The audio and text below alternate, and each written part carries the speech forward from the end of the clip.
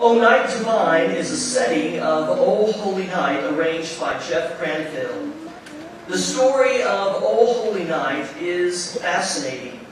In 1847, Placide Capot Rosemary was a commissionaire of wines in a small French town. Known more for his poetry than his church attendance, the parish priest asked the commissionaire to pen the poem for the Christmas Mass.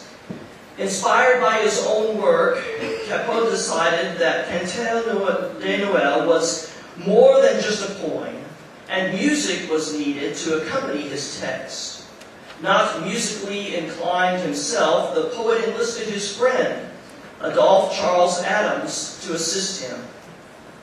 As a man of Jewish ancestry, for Adolphe, the words to Cantique de Noël represented a day that he did not celebrate, and a man he did not believe was the Son of God.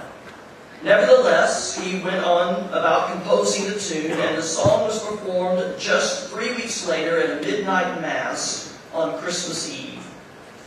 American writer John Sullivan Dwight discovered the song and introduced it in the United States. An ardent abolitionist, Dwight strongly identified with the lines of the third stanza, which reads, "Truly he taught us to love one another. His law is love, and his gospel is peace. Chains shall he break, for the slave is our brother, and in his name all oppression shall cease." Dwight's English translation of O Holy Night quickly found favor in America, especially in the North during the Civil War.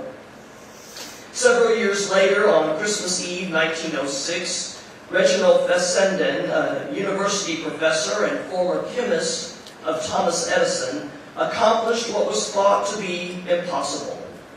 He spoke into a microphone, and for the first time in history, a man's voice was broadcast over the airwaves.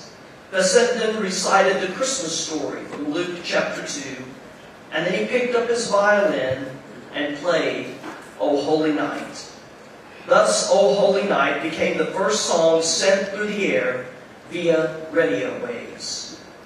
This incredible carol, requested by a forgotten priest, written by a commissionaire of wines, given a soaring melody by a Jewish composer, brought to America to serve as a tool to spotlight the atrocities of slavery, and the first music ever heard played over the airwaves, is now one of the most beloved Christmas carols ever written.